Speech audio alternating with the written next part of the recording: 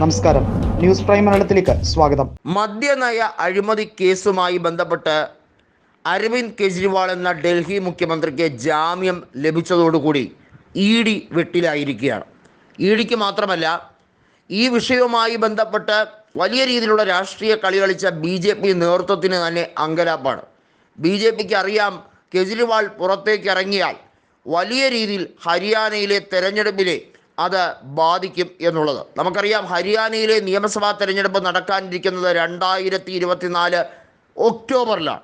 ഹരിയാനയിലെ 90 സീറ്റുകളിൽ കേവല ഭൂരിപക്ഷം ഇത്തവണ കോൺഗ്രസിന് ലഭിക്കുമെന്നുള്ളത് ഏറെക്കുറെ ഉറപ്പിച്ചു കഴിഞ്ഞിരിക്കുന്ന കാര്യമാണ്.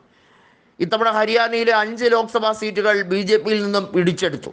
അതുമാത്രമല്ല, ഒരു സീറ്റിൽ ആം ആദ്മി പാർട്ടി മിന്നുന്ന പ്രകടനം കാഴ്ചവെച്ച് മുന്നേറാൻ കഴിഞ്ഞെങ്കിൽ പോലും, ഒരു ഘട്ടത്തിൽ 60,000 വോട്ട് വരെ മുന്നേറാൻ കഴിയുന്ന രാഷ്ട്രീയ സാഹചര്യം ആം ആദ്മി അവിടെ സൃഷ്ടിച്ചെങ്കിൽ പോലും പിന്നീട് അങ്ങോട്ട് വലിയ രീതിയിലുള്ള തകർച്ചയുണ്ടായിരുന്നു.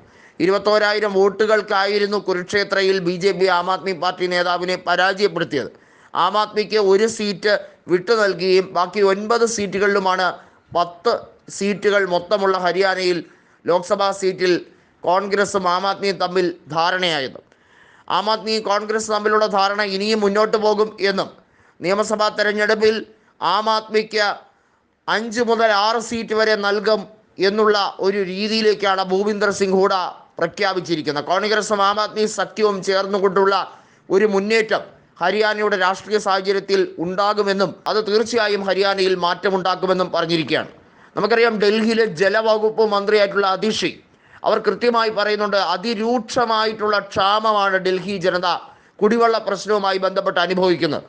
അവരിലേക്ക് ഒരു രീതിയിലും സഹായം എത്തിക്കാതിരിക്കാൻ പരമാവധി കിണഞ്ഞ് പരിശ്രമിക്കുകയാണ് ഹരിയാനയിലുള്ള സൈനിയുടെ സർക്കാർ, അതായത് ബി.ജെ.പി. സർക്കാർ. മനോഹർലാൽ ഖട്ടർ കാണിക്കുന്ന മനുഷ്യത്വപരമായ നിലപാട് പോലും നിലവിൽ ഉള്ള മുഖ്യമന്ത്രി നടത്തുന്നില്ല. എങ്ങനെയും അവർ ഡൽഹി ജനതയെ ബുദ്ധിമുട്ടിലാഴ്ത്താൻ വേണ്ടിയുള്ള ശ്രമമാണ്.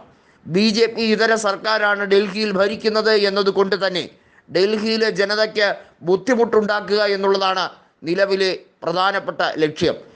പ്രധാനമന്ത്രി നരേന്ദ്രമോദിയുടെ ഓഫീസ് ഉൾപ്പെടെ പ്രധാനപ്പെട്ട എല്ലാ രീതിയിലുള്ള സമുച്ചയങ്ങളും ഇരിക്കുന്ന ഡൽഹി, ആ രാജ്യ തലസ്ഥാനത്ത് ഇത്തരത്തിലൊരു പ്രശ്നം നേരിടുമ്പോൾ ഒരു രീതിയിലും പ്രാധാന്യത്തോടു കൂടി എടുക്കാത്ത ബി.ജെ.പിയുടെ ഈ കിരാത നടപടിയാണ് വലിയ തോതിൽ ആം ആദ്മി ചോദ്യം ചെയ്യുന്നത്. കെജ്രിവാൾ നിരവധിയായ പ്ലാനുകളുമായി ഇറങ്ങിയിരിക്കുന്നു എന്നുള്ളത് ബി.ജെ.പിക്ക് നന്നായി അറിയാം. ജയിലിൽ എത്ര നാൾ തന്നെ അടച്ചുപൂട്ടാൻ കഴിയുമെന്നത് കാണട്ടെ എന്ന് വെല്ലുവിളിച്ചുകൊണ്ട് തന്നെയാണ് കെജ്രിവാൾ ഇടക്കാല ജാമ്യത്തിൽ ഇറങ്ങി പ്രചരണം നടത്തി വീണ്ടും ജയിലിലേക്ക്, തിഹാർ ജയിലിലേക്ക് പോയത്.